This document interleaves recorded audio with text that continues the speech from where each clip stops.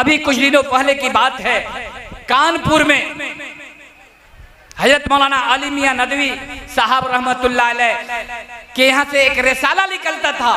उस रिसाले में ये बात लिखी हुई थी कि कुछ दिनों पहले कानपुर में एक लड़का और लड़की की रिश्ता तय हुआ। रिश्ते में तिलक जहेज का डिमांड हुआ। बाप ने, लड़की का बाप एक एक दोस्त से लेकर अपना घर गिरवी रखकर और लड़के वालों के पास देना चाहता था। जब तक लड़के वाले का खत आ गया, भाई साहब एक हफ्ता बाकी है और इस एक हफ्ते के अंदर अगर आपका पैसा नहीं आएगा तो हम अपने लड़के की बारात लेकर आपके दरवाजे पे नहीं आ सकते।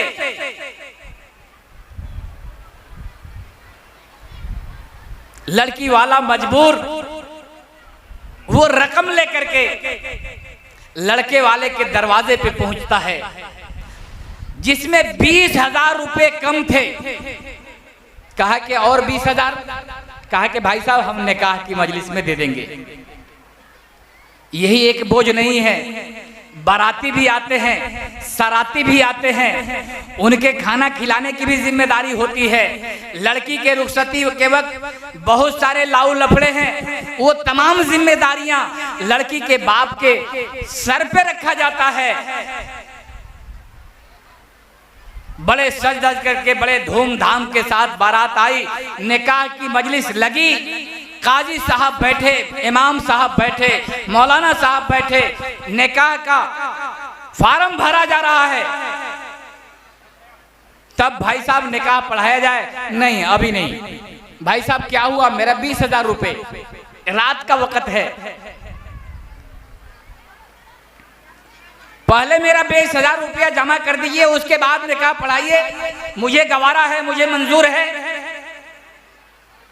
जब तक 20,000 की रकम आप अदा नहीं करते अभी और इसी वक्त, तब तक मेरे लड़के का निकाह नहीं होगा। वो पहले ही लड़की का बाप एक एक दोस्त से साप्ती पैसा कर्जा ले चुका था। अब अपने एक एक दोस्त के दरवाजे पे गया, दस्तक दिया, सबका दरवाजा बंद पड़ा मिला। बाप बड़ा मजबूर था, उसे ऐसा महसूस हो रहा था कि जमीन फट जाए और मैं जमीन के अंदर गड़ जाऊं, ये मुझे गवारा है, लेकिन मैं दोबारा इस मुंह से अपने पापी समझी के सामने जाऊं, ये मुझे गवारा नहीं है। लेकिन जब तमाम दरवाजे बंद मिले, वो अपने घर के अंदर झांक करके देखता है कि मेहमान आई हुई औरतें चारों तरफ से उसकी बच्ची को गिरौदे बनाई हुई हैं, महारानी के जैसे शक्ल है, हाथ में मेहंदी रची हुई है, सर पे ताज पहनाया हुआ है। इसने चारों तरफ बड़े उदास निगाहों से देखा। घर के एक किनारे पे एक कोने में तलवार लटकी हुई थी, उसे निकाला और बेसाख्ता औरतों के मजमे में चला गया, अपनी बच्ची की चोटिया को पकड़ा, तलवार का एक वार किया और ला करके वो सर रख दिया कि भाई साहब ये ले तुम्हारा 20,000 रुपए।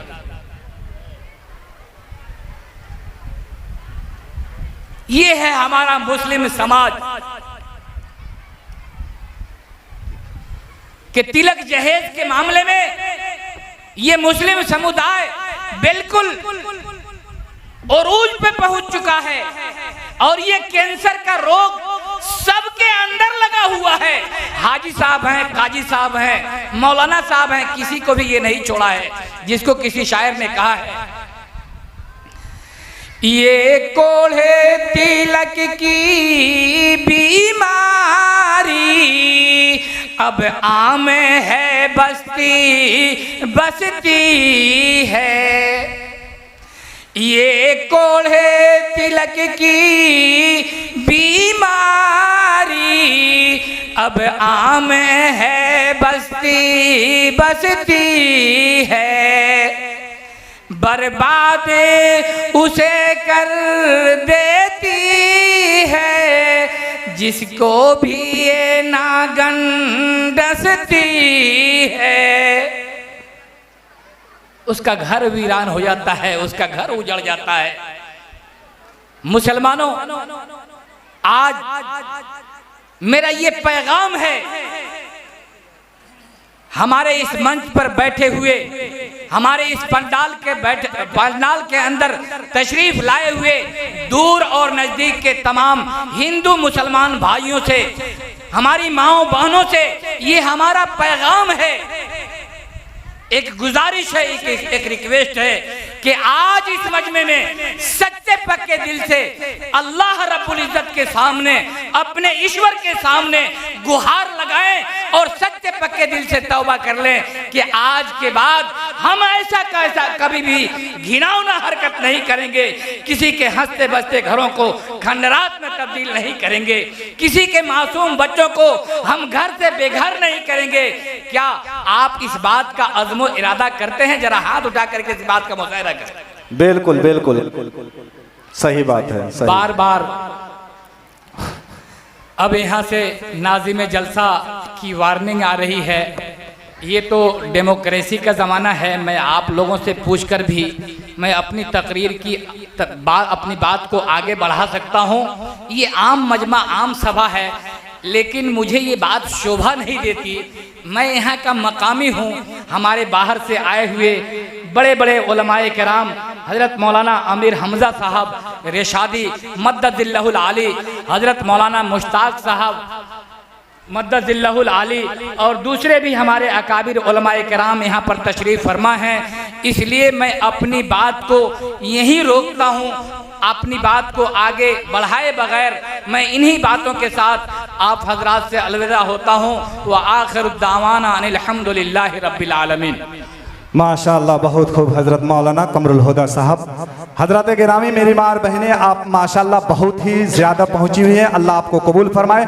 जगह देखकर ये माँ और बहनें को पास जो जगह खाली है थोड़ा सा सिरक जाएं, खिसक जाएं, खिसक कर आगे बढ़ते जाएं और बस वहीं पे ये पर्दा के अंदर बैठते जाएं।